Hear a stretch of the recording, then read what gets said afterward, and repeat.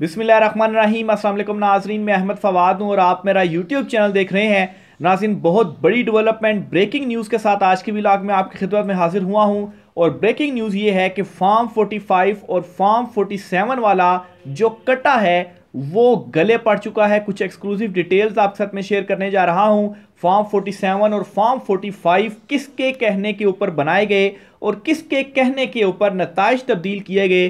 पहली मरतबा होशरुबा इंकशाफात कुछ सामने आए हैं। एक्सक्लूसिव डिटेल्स हैं आपके साथ में शेयर करूंगा। सिर्फ यही नहीं बल्कि एक हंगामी नोटिस भी ले लिया गया है मामले का चीफ जस्टिस की जानिब से। इस मामले के ऊपर क्या जो हंगामी तलबी है वो की गई है, इस पर भी तफसीलात आपके साथ मैंने शेयर करनी है। और इलेक्शन कमीशन का, चीफ इलेक्शन कमिश्नर का इतराफ़ जुर्म जो है वो भी सामने आ गया है। इस पर भी अहम तरीन तफसीलात आपके साथ में शेयर करूंगा।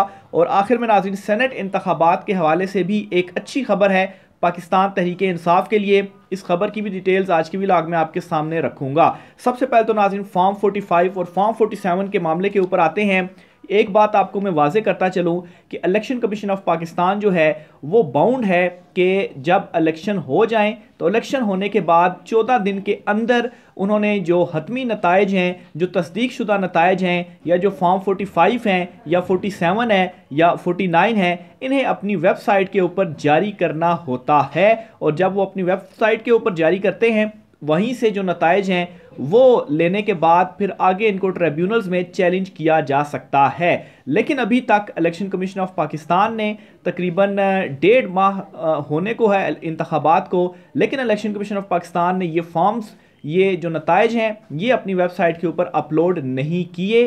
एक मरतबा इलेक्शन कमीशन ऑफ पाकिस्तान ने फॉर्म 45 अपलोड किए थे, जिसके बाद एक तहलका मच गया था। जो फॉर्म 47 सामने आए, 45 सामने आए थे, उसमें जो मुबैना तब्दीलियां थी, नंबर्स बढ़ाए गए, वोटर्स बढ़ाए गए, जो कटिंग सामने आई, जो वाइटनर का इस्तेमाल किया गया, तो इसके बाद इलेक्शन कमीशन ऑफ पाकिस्तान के ऊपर जो दबाव था, जो प्रेशर था, तो उन्होंने इससे निपटने के लिए क्या किया कि इन फॉर्म्स को ही या तो डिलीट कर दिया या अपनी वेबसाइट के ऊपर हाइड कर दिया। तो अब इस मामले के ऊपर यह पेशरफ सामने आई है कि यह सारा मुद्दा इस्लामाबाद हाई कोर्ट में पाकिस्तान तहरीक इंसाफ के सलमान अकरम राजा और शुएब शाहीन जो हैं वो लेकर गए। और उन्होंने ये कहा कि ये जो फॉर्म्स हैं ये अभी तक अपलोड नहीं हुए, उन्हें जो तस्दीक शुदा नताइज हैं वो अभी तक नहीं मिले। और अगर इनको ये नताइज मिले तो फिर जाहिर सी बात है इन्हीं नताइज को ही उन्होंने आगे ट्रिब्यूनल्स में चैलेंज करना है। तो इस मामले के ऊपर एक पेशरफ तो ये हुई है कि इस्लामाबाद हाई कोर्ट के चीफ जस्टिस आमिर फारूक साहब जो हैं उन्होंने इस तमाम तर मामले के ऊपर नोटिस जारी कर दिया इलेक्शन कमीशन ऑफ पाकिस्तान को। और हंगामी जो उनकी तलबी है जवाब की वो ले ली गई है उनसे। और कल कहा है कि इस सारे मामले की जो डिटेल्स हैं वो दी जाएं कि आखिर क्यों इलेक्शन कमीशन ऑफ पाकिस्तान की जानिब से ये जो इकदाम है वो अभी तक नहीं उठाया गया। इससे पहले भी एक दो केसेस हुए थे पेशावर हाई कोर्ट में और इस्लामाबाद हाई कोर्ट में, लेकिन उसमें यह हुक्म दिया गया था कि इलेक्शन कमीशन ऑफ पाकिस्तान हतमी जो नताइज हैं वो उम्मीदवारों को दे ताकि आगे उन मामलों को वो ट्रिब्यूनल्स में चैलेंज करना है तो वो चैलेंज कर सकें। लेकिन अब का जो मामला है ये आज समाअत हुई है और कल जो डिटेल्स हैं वो मांग ली गई हैं। अब इलेक्शन कमीशन ऑफ पाकिस्तान जो है वो इस मामले के ऊपर जितना ज़्यादा डिले या जितना ज़्यादा आगे लेकर चीज़ों को चल रहा है, अदालती साइड पर एक जो है वो मजबूत केस भी पाकिस्तान तहरीक इंसाफ का डेवलप हो रहा है। और दूसरे नंबर पर पाकिस्तान तहरीक इंसाफ ने इस मामले को अब इस्लामाबाद हाई कोर्ट में बिल आखिर सलमान अकरम राजा और शुएब शाहीन जो हैं वो लेकर आ गए हैं कि ये नताइज अभी तक क्यों नहीं दिए गए। और नताइज क्यों नहीं दिए गए, इलेक्शन कमीशन ऑफ पाकिस्तान की वेबसाइट पर अभी तक ये जो नताइज हैं वो अपलोड क्यों नहीं हुए, ये आज खुद एक एतराफ़ जुर्म है चीफ इलेक्शन कमिश्नर का भी और इलेक्शन कमीशन का भी कि अब कि ये उनकी नाअहली है और वाकई कुछ ना कुछ है इन फॉर्म्स के अंदर जिसकी वजह से ये अभी तक अपलोड नहीं हो रहे। क्योंकि दूसरी तरफ से तो दावे यही सामने आ रहे हैं कि साफ और शफाफ इंतखाबात हुए हैं, लेकिन असल में ऐसा नहीं है। पीटीआई के पास फॉर्म 45 मौजूद हैं। ना सिर्फ पीटीआई बल्कि दीगर जमातें, टीएलपी, जमात इस्लामी, आज़ाद उम्मीदवार जो थे दूसरे, उनके पास भी फॉर्म 45 मौजूद हैं और वो मैच कर रहे हैं पाकिस्तान तहरीक इंसाफ के फॉर्म 45 के साथ। लेकिन इलेक्शन कमीशन का फॉर्म 45 कुछ और कह रहा है। तो ये पाकिस्तान तहरीक इंसाफ के पास जो उनके दावे हैं उसके सबूत तो हैं, लेकिन दूसरी तरफ से जाहिर सी बात है मैं ना मानूं की रट और इकरार नहीं किया जा रहा और ये अब जो एक मामला सामने आ चुका है जिसमें ना सिर्फ इलेक्शन कमीशन फंस चुका है बल्कि इकरार जुर्म भी है, जो ये सोचने पर मजबूर कर रहा है उन लोगों को भी, उन हलकों को भी कि वाकई इनकी ये नाअहली है और इसके अंदर कुछ ना कुछ ऐसा ज़रूर है जिसकी वजह से अभी तक अपलोड ये नहीं किए गए। और जो कुछ अपलोड हुए भी थे उनमें से जो कुछ सामने आए थे उनमें भी देख लिया कि कैसे वाइटनर का, कटिंग का और जो वोट्स थे उनको आगे पीछे किया गया। तो सबसे बड़ी आज जो डेवलपमेंट हुई है इस्लामाबाद हाई कोर्ट में वो इस मामले के ऊपर हुई है। फिर ना सिर्फ इतना बल्कि ये फॉर्म 45 या 47 जो है ये किसने बनाए, इस हवाले से भी एक बड़ा एतराफ़ सामने आया है। और जावेद लतीफ़ साहब जो हैं, जो कि बिल्कुल आउटस्पोकन हो चुके हैं और सच बोलने के ऊपर मैं कहूँगा कि वो आ गए हैं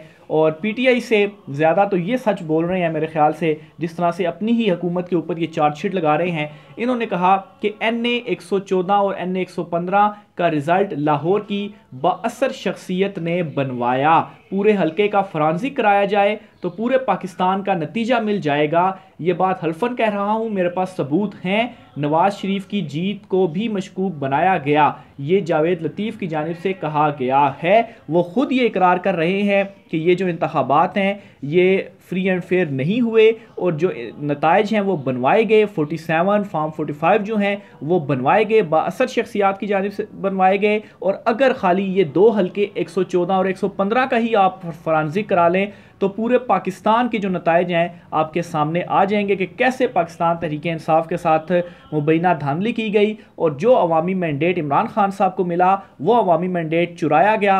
2/3 अक्सरियत से भी ज़्यादा इमरान खान साहब की सीटें थी, 180 प्लस सीटें थी, लेकिन ये सारी की सारी किसके खाते में डाली गई, ये PDM के खाते में डाली गई। और अब इसमें मज़ीद डेवलपमेंट ये हो रही है कि दोबारा जो काउंटिंग हो रही है, अब यहाँ पर भी इलेक्शन कमीशन ऑफ पाकिस्तान की आप इसको 2 नंबरी कहेंगे कि देखें कि रीकाउंटिंग की जा रही है और ऐसे हलके जहाँ पर 5-5, 10-10 हज़ार वोटों का फ़र्क है उन हलकों में रीकाउंट करने के बाद जो नून लीग के उम्मीदवार हैं उनको जितवाया जा रहा है और पाकिस्तान तहरीक इंसाफ के जो उम्मीदवार हैं वो हार रहे हैं। लेकिन दूसरी तरफ जहां पर चंद 100 का या कोई 500,000 वोटों का फ़र्क है वहां पर जो PTI ने दरखास्तें दी हुई हैं जी कि रीकाउंटिंग की जाए, उन हलकों की रीकाउंटिंग नहीं की जा रही बल्कि दरखास्तें मुस्तरद कर दी जा रही हैं। अब यहाँ से आप खुद अंदाज़ा लगा लें कि जहाँ पर 500,000 वोटों का फ़र्क है तो वो तो दरखास्तें रीकाउंटिंग के लिए मुस्तरद, और जहाँ पर हज़ारों का फ़र्क है तो वहाँ पर रीकाउंटिंग करके तो जो नताइज हैं वो तब्दील हो रहे हैं। तो एक ये नया अब किरदार है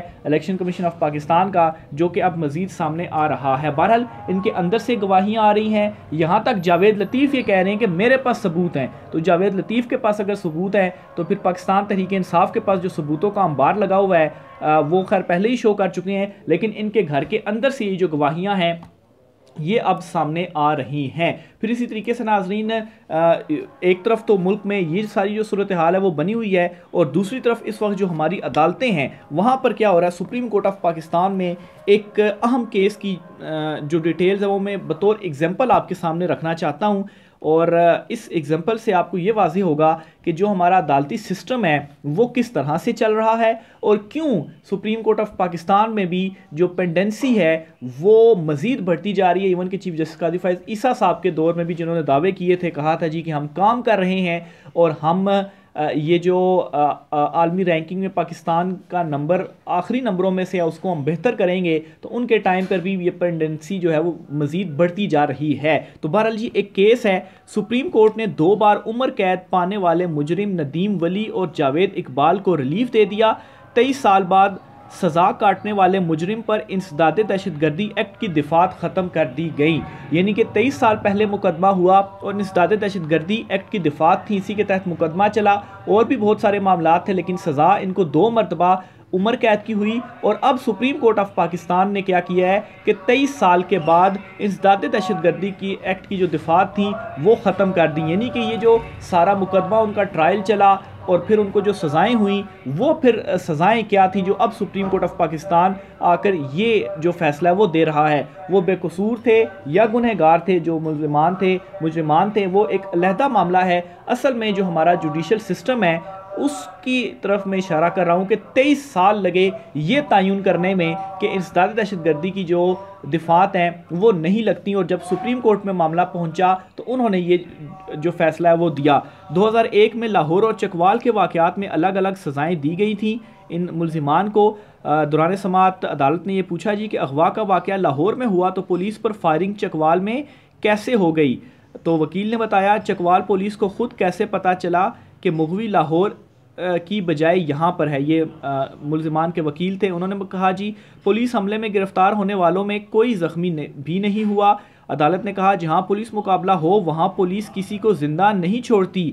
ये कैसा पुलिस मुकाबला था जहाँ 3 पुलिस वाले मर गए और गिरफ्तार मुलजिमान को खराश भी नहीं आई। एक वक्त था जब सिंध बलूचिस्तान केपी से लोग सामने उठाए जाते थे। अगवा बराए तावान की वारदातें दहशतगर्द तंजीमों के लोग करते थे। बड़े बड़े सरमायाकारों को अगवा बराए तावान के लिए उठाया जाता था। क्या पुलिस पर हमला करना दहशतगर्दी में नहीं आता? इस पर वकील ने कहा पुलिस पर हमला नहीं हुआ, पुलिस ने घर पर छापा मारा था। एक ही वक्त वाकया का अलग अलग अदालतों में ट्रायल नहीं हो सकता। जुर्म करने वाला और मुहवी दोनों थे और कारोबार करते थे। इस पर अदालत ने कहा दोस्त और करीबी रिश्तेदारों के साथ बिजनेस ही नहीं करना चाहिए। बहरहाल जी ये कुछ इंकशाफात हुए, और सबसे इम्पोर्टेंट चीज़ जो अदालत ने अपने रिमार्क्स में भी कहा जी कि अगवा का वाक़या लाहौर में हुआ तो पुलिस पर फायरिंग चकवाल में कैसे हो गई। तो ये जी कुछ फैक्ट्स थे जी केस के अंदर। बहरहाल अदालत की जानिब से ये जो इंसदादी दहशतगर्दी की जो दिफात थी इनमें रिलीफ देते हुए इनको ख़त्म कर दिया। तो अभी जाकर 23 साल बाद ये जो फैसला है वो सुप्रीम कोर्ट ऑफ पाकिस्तान ने आकर दहशतगर्दी एक्ट जो थी वो ख़त्म की। आगे चलते हुए एक और बड़ी खबर है ट्विटर की बंदिश के हवाले से। इस्लामाबाद हाई कोर्ट में आज ट्विटर की बंदिश के अगेंस्ट केस की समाअत थी, और इसमें आज चीफ जस्टिस आमिर फारूक साहब ने ही इस केस की समाअत की है। और अदालत ने वजारत दाखिला के जो मजाज ऑफिसर हैं उनको नोटिस जारी करते हुए तलब कर लिया है और जवाब भी तलब किया है। और 3 अप्रैल तक ये समाअत गई है कि बताया जाए कि आखिर क्यों एक्स को अभी तक बंद किया गया है। पीटीए की जानिब से तहरीरी जवाब इस्लामाबाद हाई कोर्ट में जमा करवाया गया। पीटीए के वकील ने बंद लिफाफे में एक लेटर इस्लामाबाद हाई कोर्ट में पेश किया और बताया कि ये लेटर सिर्फ अदालत के देखने के लिए है। अच्छा देखिए कितने पुरस्कार तरीके से उन्होंने लेटर दिया। आगे चलकर आपको पता चलेगा कि उस लेटर के हवाले से चीफ साहब ने क्या कहा है, और सारा जितना एक माहौल बनाया गया लेटर पेश करके कि बड़ा ही कोई ऐसा काम हो गया कि एक्स को बंद करना तो लाजमी ही है। बहरहाल जी चीफ जस्टिस ने इस पर कहा जी कि लेटर पढ़ने के बाद कहा इसमें तो कुछ भी नहीं, ये लेटर पटिशनर के वकील को भी दिखा दें। दरखास्तदार के वकील ने कहा ये लेटर तो पहले ही सोशल मीडिया पर मौजूद है। पीटीए के वकील ने कहा इस लेटर की वजह से एक्स पर पाबंदी लगाई गई है, मैं तो इस लेटर पर अमल का पाबंद हूँ, जवाब तो वजारत दाखिला ने देना है। तो बहरहाल चीफ जस्टिस साहब ने कहा कि जेन्युइन वजूहात होनी चाहिए। स्टेट या नेशनल सिक्योरिटी का मामला हो तो सूरत हाल मुख्तलिफ है। एक्स राय के इजहार का प्लेटफॉर्म है। ये पटिशन बहुत लोगों की नुमाइंदगी करती है जो एक्स इस्तेमाल करते हैं। यहाँ तक ठीक है कि आप रेगुलेटरी अथॉरिटी हैं, आप ये करने के पाबंद हैं। वजारत दाखिला में से किसी को बुलाकर पूछ लेते हैं, जो कुछ लिखा जाता है शायद किसी को पसंद ना आए। अदलिया पर भी बहुत कुछ लिखा जाता है। 20-30 साल में चीज़ें तब्दील हुई, किसी कायदे कानून के तहत ही आप कदगन लगा सकते हैं। तो ये जी बड़ा पुरसरार अंदाज में लेटर पेश किया गया, और वो मिसाल है ना कि खुदा पहाड़ निकला चूहा, तो वो लेटर में निकला। और चीफ साहब ने कहा जी कि जितने आपने पुरसरार अंदाज में लेटर दिया और कहा किसी को दिखाना नहीं है, बड़ा खुफिया है, तो चीफ साहब ने खुद ही कह दिया कि इस लेटर के अंदर तो कुछ भी नहीं है। और ये आप वकील साहब को भी दिखा दें जो पटिशनर के वकील हैं, क्योंकि इसमें कुछ है ही नहीं जो आप हमें दिखा रहे हैं। तो बहरहाल जी ये इस केस का तिया पांचा भी होने वाला है। 3 तारीख को वजारत दाखिला के ऑफिसर से आप जवाब मांगा है, देखें वो क्या कहते हैं। सनम जावेद जो हैं इनको सेनेट इंतखाबात लड़ने की इजाज़त दे दी गई है। इसका तहरीरी हुक्मनामा जारी कर दिया गया है। तहरीरी हुक्मनामे में कहा गया है जी कि उमर सरफराज चीमा भी जेल में हैं, इनके कागजात नामजदगी मंजूर हुए, किसी के साथ इम्तियाजी सलूक नहीं होना चाहिए। सनम जावेद को जनरल इलेक्शन लड़ने की इजाज़त भी मिली, किसी को बुनियादी हकूक़ से महरूम नहीं रखा जा सकता। ट्रिब्यूनल ने कहा कि इल्ज़ाम था कि अपील कुनिंदा का शोहर 2023 की टैक्स रिटर्न जो है वो जमा नहीं करा सका। अपील कुनिंदा के शोहर को 9 मई के मुकदमे में गिरफ्तार किया गया। 2023 का टैक्स नागुज़ेर हालात की वजह से जमा नहीं हो सका, नागुज़ीर हालात की वजह से जमा नहीं हो सका। इन हालातों वाक़यात का जायज़ा रिटर्निंग अफसर को भी लेना चाहिए था।